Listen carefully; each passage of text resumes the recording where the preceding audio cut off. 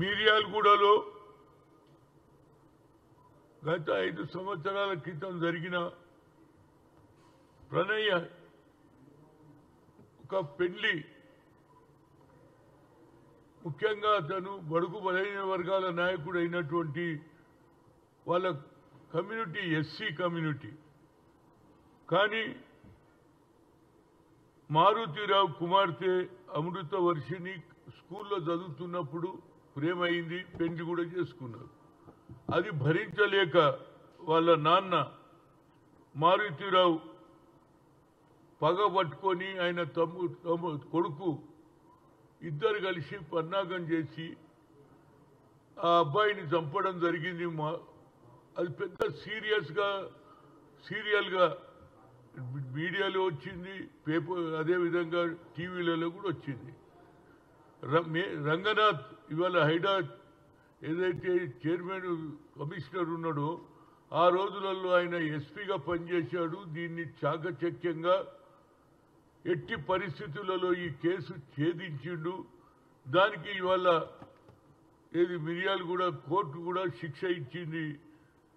ప్రణయ్ అంతకుడికి మరణ శిక్ష, నరికి చంపిన సుభాష్ శర్మకు ఉరి తీయాలని.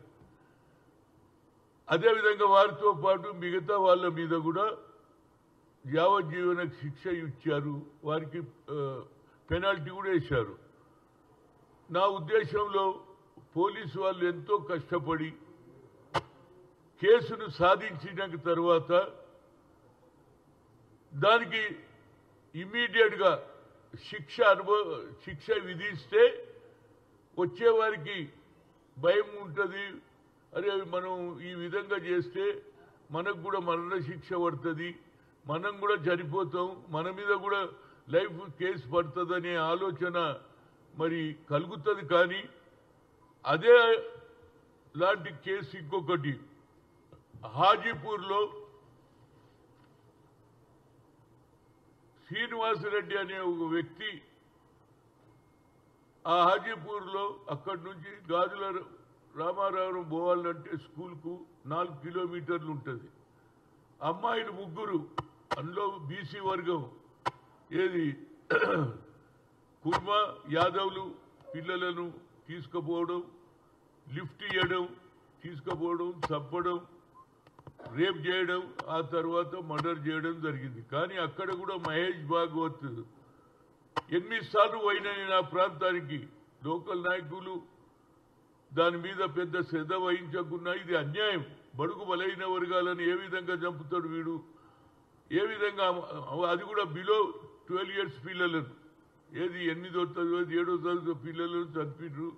మొత్తం మీద మహేష్ భాగవత్ రాత్రనక పగలనక స్కూటర్ మీద తీసుకుపోయింది తెలియదు, ఎవడు చూసింది తెలియదు, కానీ ఛేదించిండు.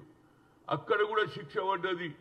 ఎన్నడు February 5th, 2020 ఇప్పటి వరకు న్యాయం లేదండి. దీనికట హైకోర్టు అప్రూవల్ ఇవ్వాలన్నట్ట. నేను దీని మీద రాసిన జస్టిస్ ఎన్వి రమణ గారికి కూడా రాసిన, చీఫ్ జస్టిస్కు ఎన్నడు రాసిన 16th 8, 2021 రాసిన. ఆ తర్వాత కూడా ఏం జరగకుంటే ఆఖరికి ఇక్కడ మన రాష్ట్రంలో ఉన్న అలోక్ ఆరాధ్యాజీ అని చీఫ్ జస్టిస్ హైకోర్టు కూడా రాసిన 2025 ఒకటి. ఇంతవరకు అంటే ఆల్మోస్ట్ వాళ్ళు ఇన్ని సంవత్సరాలైనా మీరు శిక్ష ఇవ్వకపోతే మరి జ్యుడిషియరీ ఎందుకున్నదని నాకు బాధ అవుతుంది. బాబాసాహెబ్ అంబేద్కర్ రాసిన రాజ్యాంగాన్ని న్యాయం చేస్తలేరు అనేది నా ఉద్దేశం. ఒక్కొక్కడు ఏండ్ల తరబడి కోట్ల చుట్టూ తిరుగుతాడు న్యాయం చేయమని, తేదీలు ఇస్తా ఉంటారు. ఒక సినిమా చూసిన తారీఖ్ పే తారీఖ్ అనే సినిమా చూసిన తారీఖులే ఇవ్వడం తప్పితే, అది కూడా 2019లో బాబాసాహెబ్ అంబేద్కర్ విగ్రహాన్ని కూలగొడితే నేను అక్కడ పోయి దాన్ని కొత్త విగ్రహం తీసుకొస్తే కూడా దాన్ని కూడా ఎత్తుకపోయి పెట్టారు. ఇప్పటికి కూడా నేను పోలీసు కోర్టుల చుట్టూ తిరుగుతున్నా. నా ఉద్దేశంలో ముఖ్యమంత్రి గారు దీని మీద శ్రద్ధ వహించాలి. లేకపోతే పోలీసు వ్యవస్థ నిర్వీర్యమైపోతుంది. వాళ్ళు ఎందుకు కష్టపడాలండి? రాత్రి పగలు కష్టపడి ఛేదించి కోర్టులో డిసిషన్ తీసుకున్నాక హైకోర్టు అప్రూవల్ ఇవ్వకపోతే ఏం న్యాయం నాకు అర్థమైతే లేదండి. ఇది ప్రజలు క్రైమ్ చేస్తా వస్తుంటారు. క్రైమ్ చేస్తే దీనికి సీరియస్ గా మనకు కూడా శిక్ష పడుతుందనే ఆలోచన కలగాలంటే ఇమీడియట్ గా ఏది హాజీపూర్ కేసు అదేవిధంగా మిర్యాలగూడ కేసులో శిక్ష పడితే వచ్చే తరంలో ఏ యువకుడు కానీ ఎవరే కానీ దుర్మార్గానికి పాల్పడడానికి భయపడతారు. ఏం జరుగుతలేదండి నాకు అర్థం కాదు. జ్యుడిషియరీ ఎందుకు కొందరైతే భూముల గురించి భూములు అమ్మేసుకుంటున్నారు, సొమ్ములు అమ్మేసుకుంటున్నారు, కోర్టుల తీర్పు వస్తలేదు. నేను అనుకుంటుంది ఫాస్ట్ ట్రాక్ కేసు జరగాలి, ఇమీడియట్ గా యాక్షన్ జరగాలి అనేది నా ఉద్దేశం. ముఖ్యమంత్రి గారు అన్ని చేస్తున్నారు, దీని మీద కూడా మీరు శ్రద్ధ తీసుకోవాలి. లేకుంటే పోలీస్ వ్యవస్థ నిర్వీర్యం. నేను అడిగిన మహేష్ భాగవత్ మై క్యా కరూ సాబ్ మైతో నల్గొండ కోర్టు మీద లేదు నేను శిక్ష ఛేదించినా ఒప్పుకున్నాడు, శిక్ష కూడా పడ్డా 5 ఏళ్ళు అవుతుందండి. ఇక ఇది నిన్న మిర్యాలగూడలో జరిగినది. ఏది ముఖ్యంగా ప్రణయ్ కేసులో శిక్ష పడ్డది, ఉరి పడ్డది, లైఫ్ ఇంప్రెస్ పడ్డది. ఇవన్నీ కూడా మరి జ్యుడిషియరీ ఎందుకు నామమాత్రం అవుతుందో నాకైతే అర్థమైతే లేదు. బాబాసాహెబ్ అంబేద్కర్ దీనికే రాయలేదు కదా రాజ్యాంగం. అందరికీ సమానంగా ఇంకా కుల వ్యవస్థ ఇంకా నడుస్తూనే ఉన్నది. నాకు అది బాధ. దేశ స్వాతంత్రం వచ్చి 76 ఏళ్ళైనా తన బిడ్డ హరిజనులు చేసుకున్నదని చంపడం ఎంత అన్యాయమో చెప్పండి. ఇప్పుడు ఆ అమ్మాయికి ఒక కొడుకు ఏదో ఉన్నాడు. ఏదైనా దీని మీద సీరియస్ గా నేను మీడియా మిత్రులకు కూడా చేతులు వచ్చి దండం పెడుతున్నా. దీని మీద మీరు సీరియస్ గా రాయకపోతే, దీని మీద సీరియస్ గా తీసుకోకపోతే ఈ జ్యుడిషియరీ ఇట్లనే నడుస్తుంటది.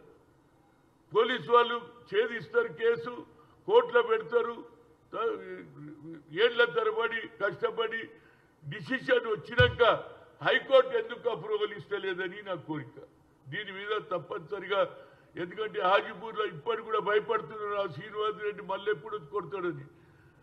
వాళ్ళు ఒకరు కుర్మోళ్ళు, ఒకరు యాదవ్లు, వాళ్ళ పిల్లలు చిన్న చిన్న 12 ఏళ్ల పిల్లలు, వాళ్ళకు ఏది తీసుకుపోయి లిఫ్ట్ ఇస్తాని ఏది రేప్ చేసి మర్డర్ చేసిన కేసుకు ఇప్పటి వరకు జరుగుతలేదంటే మరి చీఫ్ జస్టిస్ కు రాసిన రమణ గారికి ఏమి లేదు. రాష్ట్రంలో ఉన్నటువంటి హైకోర్టు చీఫ్ జస్టిస్ కూడా రాసిన ఈ 2 కాయిదాలు చూడండి. ఇప్పటి వరకు న్యాయం జరగకపోతే ఎప్పుడు జరుగుతుంది? దీని మీద తప్పనిసరిగా, ఎందుకంటే క్రైమ్ చేసేటప్పుడు వాడు భయం స్టార్ట్ కావాలి. అరే నేను చేస్తే నాకు కూడా నా ప్రాణం కూడా పోతుంది, నా తల్లిదండ్రులకు అన్యాయం జరుగుతుందని ఆలోచన కలుగుతుందని చెప్తున్నా. దీని మీద క్రైమ్ అందరూ చూయిస్తూనే ఉన్నారు. క్రైమ్ ఎక్కడ జరుగుతుంటే అవి టీవీలలో చూయిస్తున్నారు. దాంతో ఇంకా ఎక్కువ క్రైమ్ జరుగుతున్నది. నేను మీడియా మిత్రులకు కూడా ఈ క్రైమ్ను తక్కువ చూపించండి.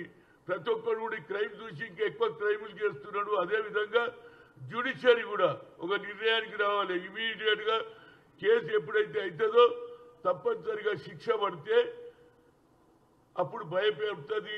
అదేవిధంగా పోలీస్ వ్యవస్థ కూడా నేను ఇద్దరికి కూడా అప్రిషియేట్ చేస్తున్నా. ఏది మన సూర్యాపేట మిర్యాలగూడ కేసులో తీసుకున్నటువంటి నిర్ణయం కానీ, అదేవిధంగా నల్గొండలో హాజీపూర్లో తీసుకున్న నిర్ణయానికి ఇమీడియట్ గా జ్యుడిషియరీ స్పందించాలి, వాళ్ళకి శిక్ష వేయాలని కోరుతున్నా.